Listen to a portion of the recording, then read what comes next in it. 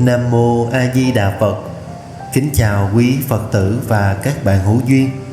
Trong vòng xoáy bất tận của sinh, lão, bệnh, tử, con người mãi miết đi tìm con đường thoát khổ. Giữa bao điều hủy hoại của cuộc đời, lời dạy của Đức Phật là ánh sáng nhiệm màu soi rọi tâm hồn, giúp ta sống một đời hiền thiện và hướng thượng.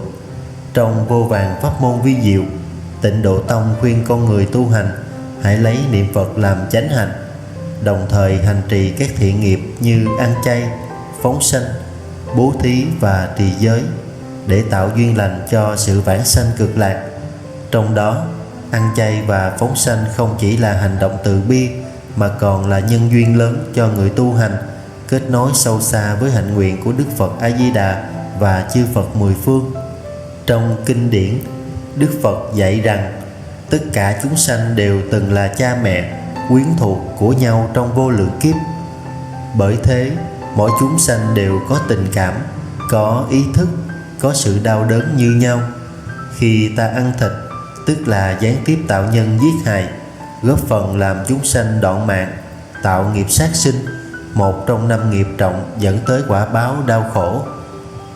Ăn chay không phải để tu hình, mà là để tu tâm. Người ăn chay lâu ngày sẽ cảm nhận được sự nhẹ nhàng, tâm từ khởi sinh, trí huệ tăng trưởng và lòng bi mẫn mở rộng.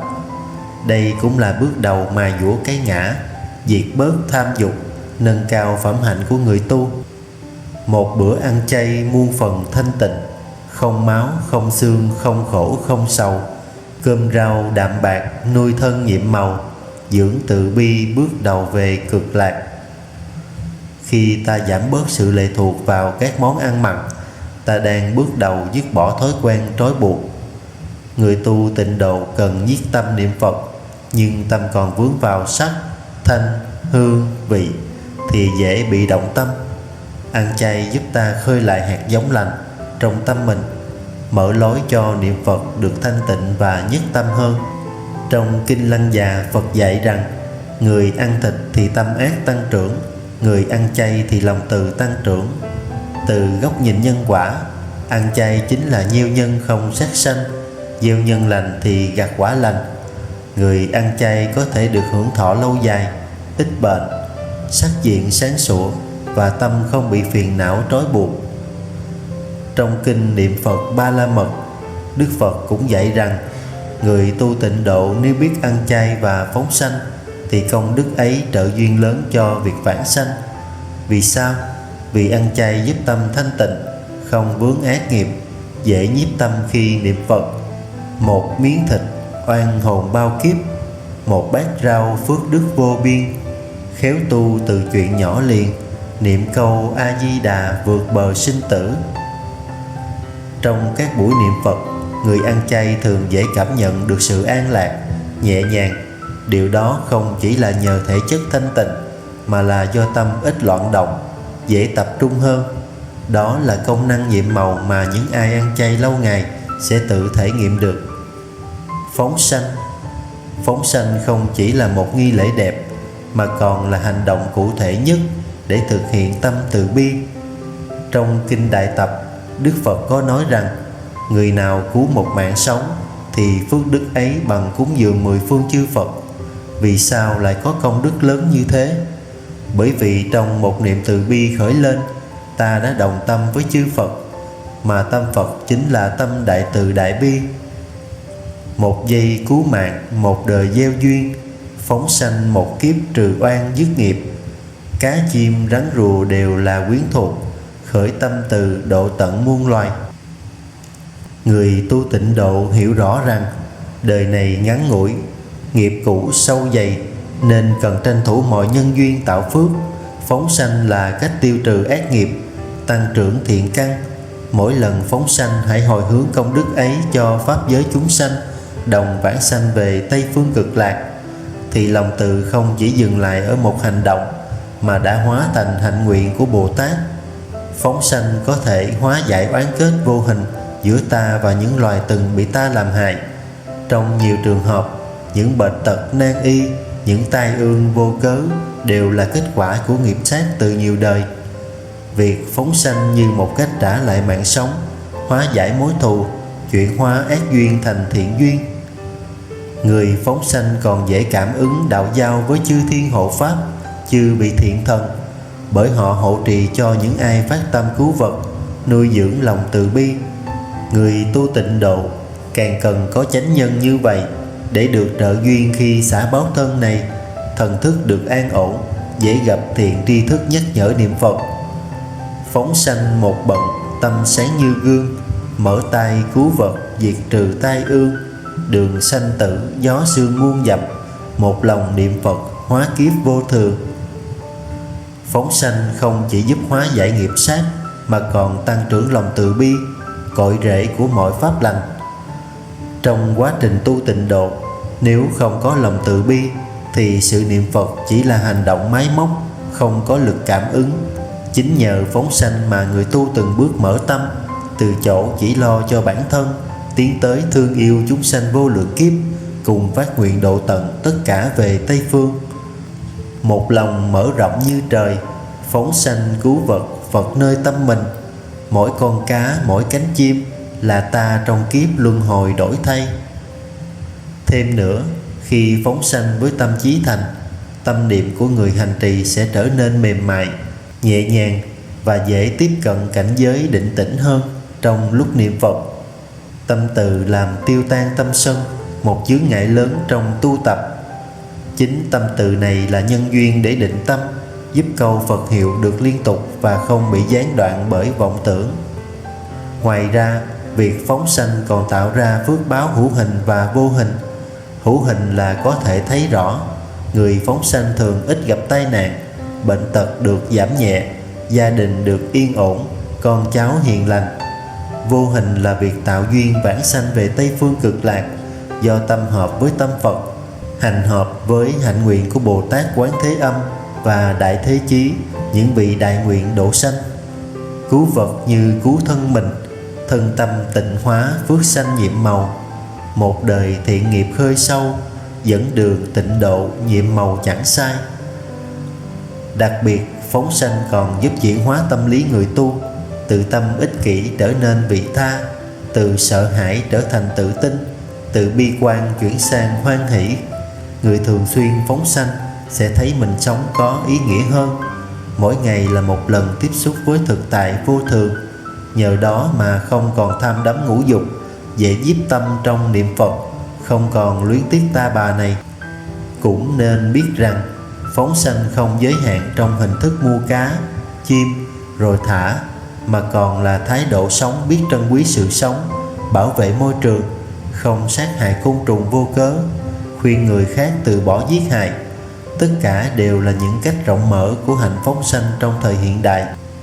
Không dao, không bẫy, không câu, một đời giữ mạng, phước sâu khó lường.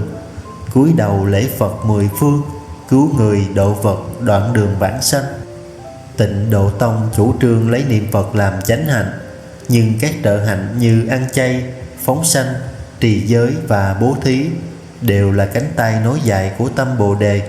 Không nên lầm tưởng chỉ cần niệm Phật là đủ, mà phải phối hợp giữa niệm Phật và hành Phật. Nếu niệm Phật nhưng vẫn sát sanh, ăn mặn, tạo nghiệp, thì dù có niệm ngàn câu cũng khó được cảm ứng. Người tu cần tạo chánh nhân cho quả vị vãng sanh. Mỗi lần ăn chay là một lần tẩy sạch nghiệp sát, mỗi lần phóng sanh là một lần gieo hạt giống từ bi. Khi tích tụ đủ phước lành, hội đủ nhân duyên, tâm niệm A Di Đà sẽ trở thành chiếc thuyền lớn, đưa ta vượt qua biển khổ sanh tử. Một đời ngắn ngủi, tu mau kẻo trễ, ăn chay phóng sanh tích đức từng giờ, hướng về Tây Phương nguyện sanh một cõi, tịnh độ hoa khai gặp Phật Di Đà. Người tu tịnh độ lấy niệm Phật làm chánh hạnh, nhưng để câu Phật hiệu tương tục và cảm ứng với Đức Phật A Di Đà thì ăn chay và phóng sanh chính là trợ duyên tối thượng. Vì sao vậy? Vì tâm sát hại và tâm từ bi không thể cùng hiện hành. Nếu còn ăn mặn, tâm thức còn nhiễm máu thịt, niệm Phật khó đạt nhất tâm. Ăn chay giúp thân tâm nhẹ nhàng, giảm vọng tưởng và lười biếng, dễ duy trì công phu sáng tối. Phóng sanh giúp tăng trưởng từ tâm, cảm ứng với hạnh cứu khổ của chư Phật, đặc biệt là hạnh đại bi của Quán Thế Âm Bồ Tát, vị luôn đồng hành cùng người niệm Phật vãng sanh về Tây Phương. Cổ đức dạy rằng, người muốn vãng sanh về Cực Lạc, trước hết phải đoạn sát tu từ, bởi nơi ấy là cảnh giới thanh tịnh. Nếu tâm ta còn nhuốm nghiệp sát thì khó có cảm ứng với thế giới thanh lương ấy. Ăn chay đoạn nghiệp trần ai, phóng sanh mở lối Như Lai tiếp về. Tây phương chẳng phải đâu xa, niệm tâm chánh niệm quê nhà hiện ra. Một số lưu ý khi hành trì: không nên phóng sanh vì danh lợi, vì phước ích riêng tư. Hãy luôn nhớ rằng phóng sanh là để gieo nhân giải thoát cho muôn loài, đồng thời chuyển hóa tâm mình, chứ không phải để cầu tài lộc hay khoe khoang công đức. Tâm không chân thành thì việc lành cũng khó thành tựu. Ăn chay nên từ bi, không cực đoan. Nếu vì điều kiện sức khỏe mà chưa thể ăn chay trường, hãy tập ăn chay kỳ hoặc giảm dần thịt cá. Điều quan trọng là tâm từ khởi lên, không phải hình thức cứng nhắc. Phóng sanh phải đúng pháp, không tạo nghiệp ngược.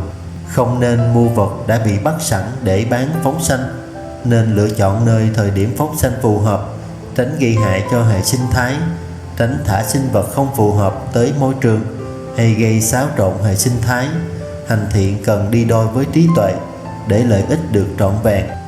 Ăn chay cùng đi với tâm từ, không chấp vào hình thức. Đừng chỉ ăn chay ngoài miệng mà trong tâm còn nóng giận và sân si. Thân thanh tịnh phải đi đôi với khẩu thanh tịnh và ý thanh tịnh. Chay thanh chẳng chỉ do ăn mà do giữ miệng, giữ tâm nhẹ nhàng. Phóng sanh chẳng bởi thả đàn mà do rộng lượng dứt tan hại đời. Niệm Phật là gốc, ăn chay phóng sanh là trợ duyên. Chớ vì lo tích phước mà quên mất công phu niệm Phật hàng ngày. Tất cả đều phải quay về tịnh độ, lấy niệm Phật làm chính yếu, ăn chay phóng sanh làm trợ lực. Hồi hướng công đức khi niệm Phật. Mỗi lần ăn chay, phóng sanh nên phát nguyện và hồi hướng về Tây Phương Cực Lạc, nguyện sanh cùng chúng sanh vô biên. Kính thưa quý Phật tử và các bạn, giữa cuộc đời đầy khổ não và vô thường, người con Phật hãy chọn cho mình một con đường thanh tịnh, nơi mà từng bữa cơm lành là một lời nguyện cứu đời, từng hành động nhỏ như phóng sanh là một bước chân đi về tịnh độ. Ăn chay không chỉ là tránh tạo nghiệp mà là gieo hạt từ bi vào từng bữa ăn. Phóng sanh không chỉ cứu mạng chúng sanh mà còn mở ra cánh cửa cực lạc trong tâm hồn. Niệm Phật là chánh đạo, nhưng trợ duyên không thể thiếu. Hãy để từng câu A Di Đà Phật vang lên trên nền tảng của lòng từ, của hành động lành. Đời này tu chưa trọn, nguyện kiếp sau tiếp tục tu. Nhưng nếu đủ tín, nguyện, hành thì ngay trong đời này ta đã có thể hoa nở thấy Phật, bất thối chuyển Bồ đề. Một đời ăn chay, một kiếp phóng sanh, vạn kiếp thiện căn kết hoa trên nhành. Niệm Phật A Di tâm thường thanh tịnh, vãng sanh cực lạc sen nở hoa lành. Nam mô A Di Đà Phật.